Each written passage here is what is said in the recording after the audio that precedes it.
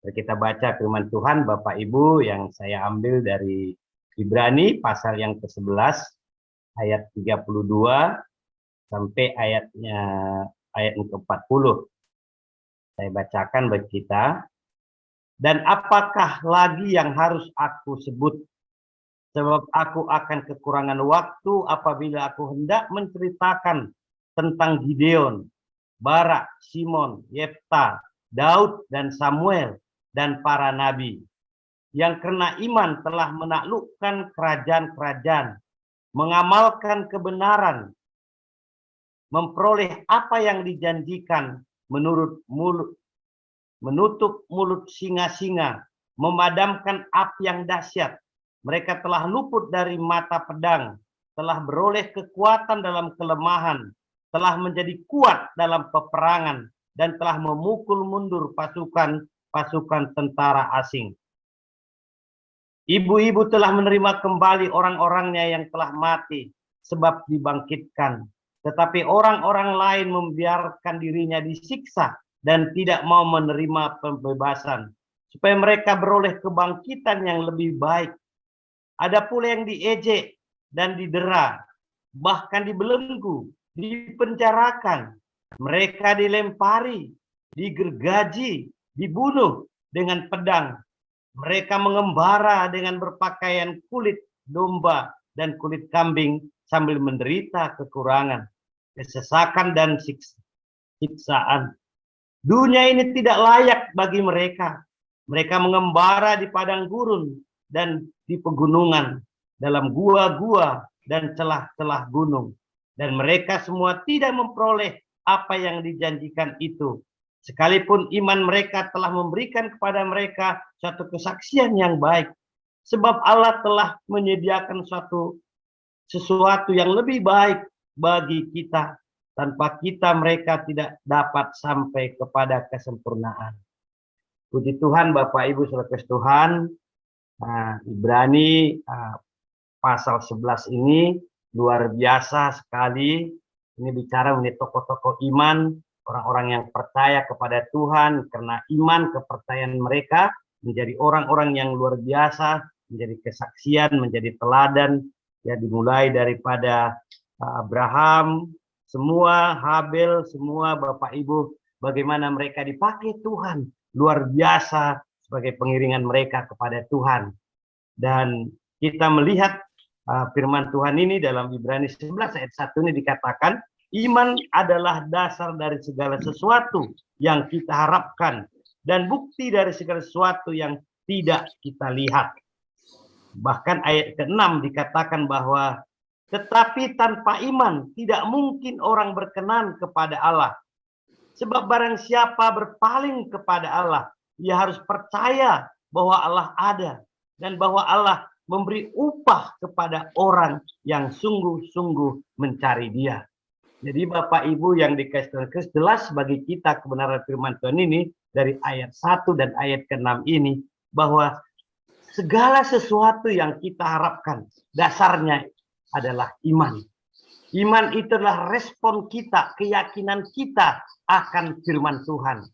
Keyakinan kita, bagaimana kita merespon bahwa kita berjalan bersama dengan Tuhan. Kita berjalan, keyakinan kita, dan bahwa ada otoritas Tuhan yang menyertai kehidupan kita, Bapak Ibu. Jadi jelas bagi kita bahwa teladan tokoh-tokoh iman di Alkitab ini luar biasa bagi kita. Dan hari ini kita melihat perjalanan mereka. Dikatakan ayat yang kita baca tadi, ayat 32 tadi, bagaimana orang-orang itu luar biasa ya, dipakai Tuhan. Daud mengalahkan Goliat dan berbagai sebagainya. Ada yang memadamkan api, ada yang dipakai Tuhan luar biasa Bapak Ibu. Jadi saya percaya kebenaran Tuhan ini mau mengajarkan kepada saudara dan saya. Sebagai orang yang beriman, percaya kepada Tuhan. Sebagai Tuhan dan Juru Selamat kita. Kepada kita, Tuhan membawa kita Bapak Ibu. Bagian iman yang pertama adalah bagaimana kita bisa Bapak Ibu beroleh kemenangan demi kemenangan. Itu yang Tuhan janjikan. Karena kebenaran firman Tuhan berkata, jadilah padamu seperti yang engkau imani. Seperti imanmu, seperti iman kita. Kalau iman kita besar, iman itu akan terjadi bagi kita. Kalau iman kita kecil, nah, iman itu akan terjadi bagi kita kecil juga, Bapak Ibu saudara Tuhan Yesus. Tapi ada bagian iman yang kedua, Bapak Ibu. Ya, itulah sebabnya kadang-kadang Tuhan bawa ke Bapak Ibu. Ternyata tokoh-tokoh iman yang kita baca tadi, ayat yang ke-34 bagian B sampai ayat ke-40 Bapak Ibu. Ada orang yang beriman, yang sungguh-sungguh kepada Tuhan. Tapi Tuhan membawa Bapak Ibu kepada kekalahan demi kekalahan dari sudut pandang kita. Kita menyaksikan orang-orang beriman itu Bapak Ibu. Mereka katanya didera, mereka katanya disiksa, mereka dibelenggu, mereka dipenjara, mereka dilempari, bahkan ada yang digergaji, dibunuh dengan pedang. Mereka mengembara, mereka berpakaian kulit domba, kulit kambing sambil menderita kekurangan, kesesakan, dan siksaan. Bahkan dikatakan dunia ini tidak layak bagi mereka mengembara di padang gurun, di pegunungan, dalam gua-gua dan celah-celah gunung. Mereka katanya tidak memperoleh apa yang dijanjikan itu. Apa yang mereka imani, mereka seperti tidak memperoleh. Kita saksikan, kita dengar, kita baca dari Tuhan ini. Tapi dikatakan ayat ke-40, sebab Allah telah menyediakan sesuatu yang lebih baik bagi kita tanpa kita mereka tidak dapat sampai kepada kemenangan. Jadi pagi hari ini saya beri renungan kita dengan tema, ketika iman tidak seperti yang kita harapkan Bapak Ibu. Ketika iman kita tidak seperti yang kita harapkan, bagaimana kita merespon Bapak Ibu. Kalau bagian pertama tadi yang kita baca tadi Bapak menjelaskan bahwa betul mereka berkemenangan, mereka luar biasa dipakai Tuhan. Daud, Daniel dan teman-teman, Sadrak dan Mesak, Abednego, mereka orang-orang biasa dipakai Tuhan.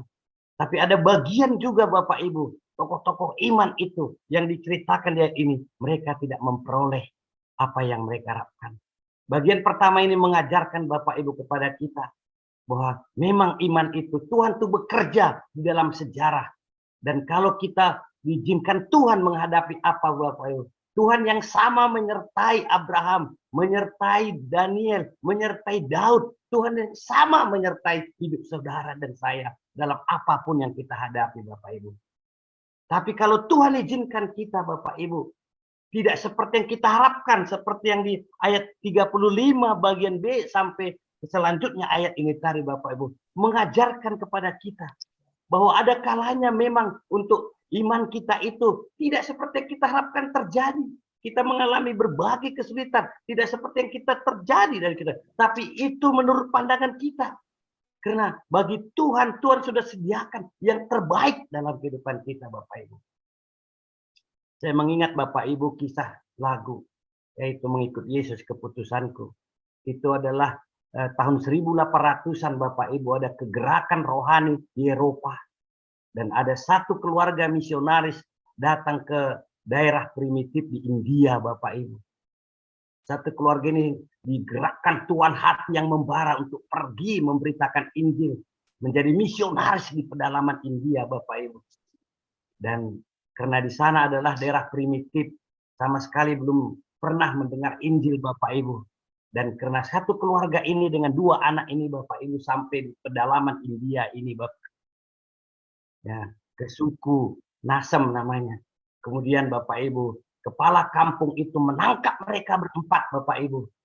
Misionaris ini, istrinya dan dua anaknya Bapak Ibu. Dan mereka mengatakan, engkau datang ke sini, engkau tidak tahu ada aturan yang harus engkau patuhi. Engkau tidak boleh memberitakan Injil keselamatan. Engkau tidak boleh memberitakan kabar baik. Engkau tidak boleh memberitakan kami sudah punya agama. Agama kami adalah kalau ada orang yang tidak ikut dengan agama kami, kepercayaan kami, keyakinan kami, maka mereka akan dibunuh. Bapak Ibu Saudaraku, Nopseng nama misionaris ini, dia katakan kami akan tetap Yesus, mengikut Yesus. Itu makanya lagu itu muncul, Bapak Ibu, mengikut Yesus keputusanku. Dan waktu dia menyanyikan lagu keputusanku, anaknya yang dua dibunuh, Bapak Ibu. Dan waktu anaknya yang dibunuh itu mereka protes seperti mengerang, Tuhan kenapa ini Tuhan izinkan. Tapi apa yang terjadi Bapak Ibu? Mereka tetap ditanya.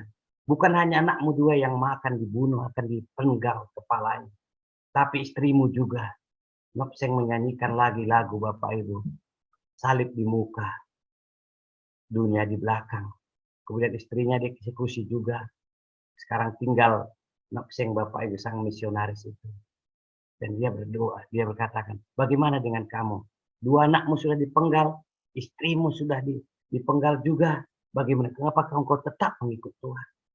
Dan kemudian Bapak Ibu, kemudian aku tetap mengikut Tuhan.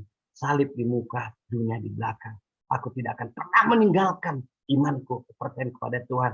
Karena sebelum istrinya dipenggal, istrinya pun berkata kepada Nopseng, jangan pernah engkau mengingkari imanmu kepada Tuhan. Engkau harus tetap percaya kepada Tuhan. Dan akhirnya Nopseng, sang misionaris ini dipenggal Bapak Ibu. Tapi apa yang terjadi Bapak Ibu? Darah mereka bersuara kepada Tuhan. Darah itu bersuara Bapak Ibu di kasih Tuhan Yesus.